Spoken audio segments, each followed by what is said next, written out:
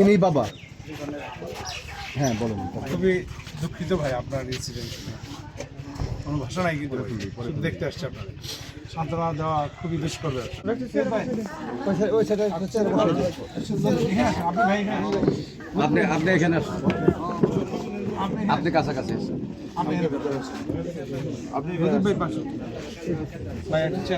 আপনি এখানে আসে, আপনি আমাদের নিয়ে ভাববেন না। আমি এখানে আমি লিখন বড় ছিল, ছোট বয়স কত?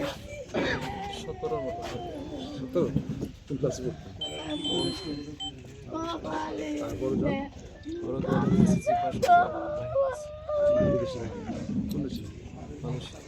আপনি বিদেশ ছিলেন? যেদিন মারা যায় আপনি কোথায় ছিলেন? মারা গেছে তখন আমি বাড়িতেই ছিলাম। আমি সখীপুর থেকে আসার পরে বাইরে জুতা দেখছি, আমার ছেলে বাড়িতেই থাকতো। আমি বাড়িতে আইসাই বলছি যে আমার বাজার ওর সামনে জুতা দেখে আমি বলছি যে আব্বু তুমি এখনো, তখন 5টার উপরে হয়তো 5টায় বাজবে আর কি, এরকম 5টার মতো ডাক দিছি। আগে আমি বাড়িতে আইসে আগে ওর বাজারের কথা জিজ্ঞেস করি, নাম ধরে ডাকি,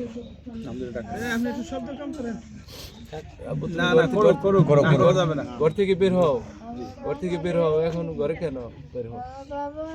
পরে ওরা মহেশে বলতেছে যে ও তো বাড়িতে না, কোথায় গেছে? বেলতুলি গেছে, ওর বন্ধুরা আসছিল ফুচকা খাইতে নিয়ে গেছে। আমি কিছু যাইতে দিলে কেন? ওকে আমি বলছি, তারপরেও তোমার কথা বলছি যে তোর আব্বুর কাছে শুনে যাও। ছেলে বলছে আব্বু তো বললে মারা যাইতে দিবে না। তারপর মার কাছে বললে 200 টাকা নিয়ে গেছে। পরে আমি সাথে সাথে ফোন দিছি, আব্বু তুমি কোথায়? আব্বু আমি বেলতুলি, আমি তাড়াতাড়ি আসো, সন্ধ্যা হয়ে যাচ্ছে। পরে 20 মিনিটের মধ্যে আব্বু আমি চলে আসবো। পরে আমি বললাম কিসে গেছো? তো মোটর সাইকেলে। আমি বললাম খুব আস্তে ধীরে আসবো আব্বু, দেখে আসবা, গাড়ি থেকে ডান বাইরে দেখে আসবা। তারপরে আমি দোকান পাড়ে গিয়ে একটা চা খাইছি। চা খাওয়ার পরে আমার এক বন্ধু জহির করে নাম করে ফোন দিয়েছে, মাইন্দি কই বাড়িতে, তাড়াতাড়ি তুই বাজারে। কেন কি হয়েছে? ওর ছেলে অ্যাক্সিডেন্ট করছে, খুব খারাপ অবস্থা। ওই শুনে আমি একটা চিকেন দিয়ে ধরে বাড়িতে আসছি। সাথে সাথে আমি সুখ বলতে হসপিটালে যে আমার ছেলেকে আমি চিনতে পারি না। আমার ছেলে কোথায়? এই জায়গায় একজন পড়ে রয়েছে, ওই বেডে একজন পড়ে রয়েছে, ওখানে একজন পড়ে রয়েছে। আমার লিখন কোথায় আমি চিনতে পারি না। রক্তে আমার সন্তানের সারা শরীর জর্জরিত হয়ে গেছে, মুখে রক্ত, মুখ চেনার মতো কোনো শান্তি নেই। তৎক্ষণাৎ ডাক্তারের রিলিজ করল টাকা। ঘোড়ার আগ পর্যন্ত আমার ছেলে নিঃশ্বাস ফেলছে, ঘোড়ায় পার হয়েছি, আমার ছেলের মাথার সামনে আমি বসা। ঠিক আছে,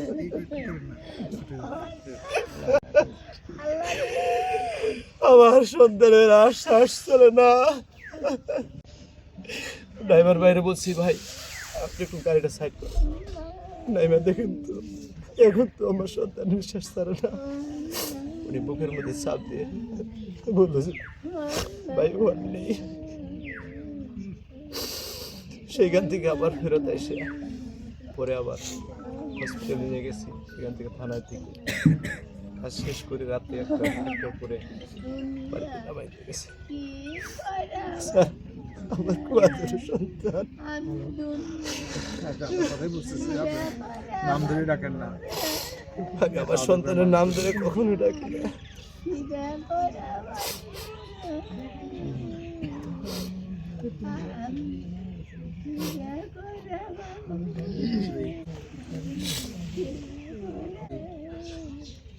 আপনার জাসুসি শোনার জন্য এই অবস্থায় আমরা তো আসলেই দেখেন মা কাঁদতেছে, কিছু বলা, সান্ত্বনা দেওয়া, কোনো ভাষায় আসলেই এখানে আমার মনে হয় কাজ করবে, সবই অকার্যকর।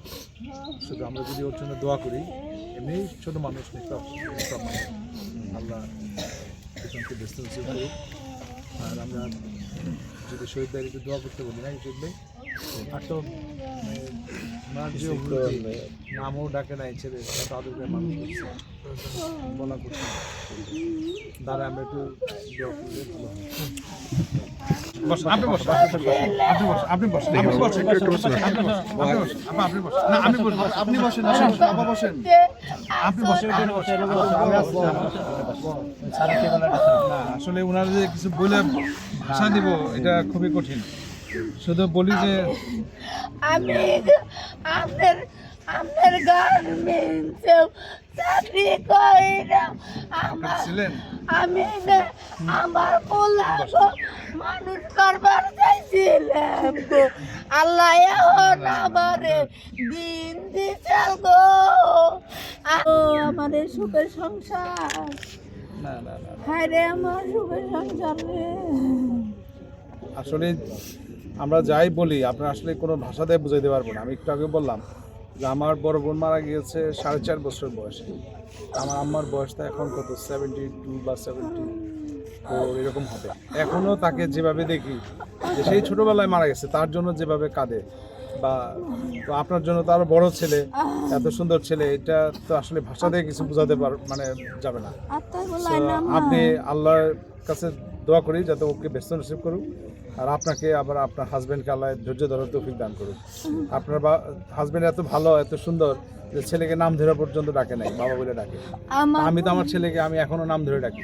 আমার বাবাকে আমি নাম ধরে ডাকি না। আমি তো শুনলাম এটা, আমি তো অভিভূত এটা শুনে। আমি তো আমার ছেলে মেয়ে দুজনকে নাম ধরে ডাকি সবসময়। বাবাকে ডাকছি, আমার ছোট কালে আমার বাবা মরে গেছে গা, আমার দাঁড়ে 2টা বাবা দিছে না রে। আমি আমার পেটে থাকতে আমার 2টা বাবার নাম রাখছিলাম, আমার লিখন, আমার লিমন। আমি ক্যালেন্ডারের মধ্যে নাম রেখে রাখছিলাম। আমার হনের আগে আমার পেটে থাকতে আমি ক্যালেন্ডারের মধ্যে নাম রাখছিলাম, আমার লিখন, আমার লিমন। আমার এই জোড়া, আমার এই কতরের জোড়ার দিকে একটা জোড়া খোয়াইয়া নিয়ে গেছে। আমার কতরের জোড়ার দিকে একটা জোড়া।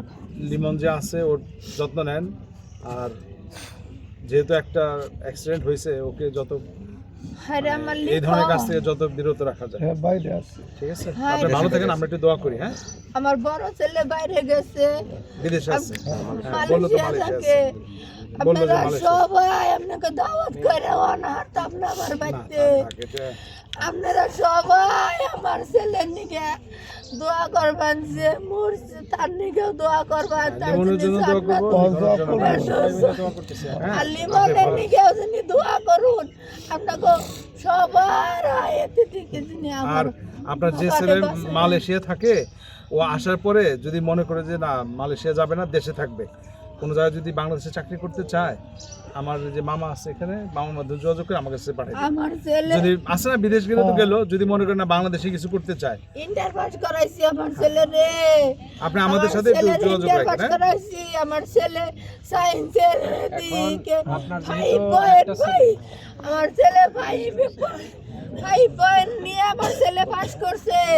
আমার ছেলে যাবা উসালাম বাবা আমার দর্শন তো আসাল গো। আর আমার আর একটা ছেলে আসাল, হ্যাঁ ওই বাবু রাসুরা উসালাম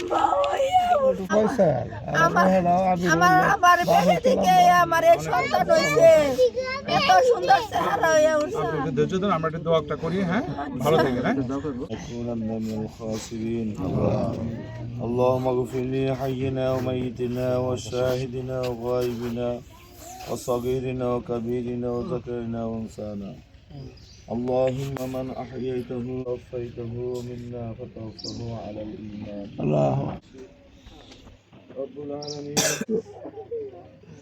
رب العالمين খাস করে তাদেরকে আপনি ক্ষমা করে দেন। ইয়া আল্লাহ, খাস করে এই বাবা মাকে সান্ত্বনা একমাত্র আপনিই দিতে পারেন। রব্বুল আলামিন তাদেরকে আপনি সান্ত্বনা দেন। রব্বুল আলামিন তাদের উপর আপনি খায়ের বরকত দান করে দেন। ছেলে আছে তো আপনি ইয়া আল্লাহ, তার আরেকটি ছেলে আছে বিদেশে, রব্বুল আলামিন তাকে আপনি হায়াতে তাইয়্যিবা দান করেন। ইয়া আল্লাহ, আমরা যারা হাত তুলেছি আমাদেরকে আপনি ক্ষমা করে দেন। ইয়া আল্লাহ এই বাবা মাকে আপনি ক্ষমা করে দেন। ইয়া আল্লাহ তাদেরকে আপনার বান্দা হিসাবে গ্রহণ করে নেন। ربنا اغفر لي ولوالدي وللمؤمنين يوم يقوم الحساب وفوض أمري إلى الله إن الله بصير بالعباد وصلة لا إله إلا الله محمد رسول الله.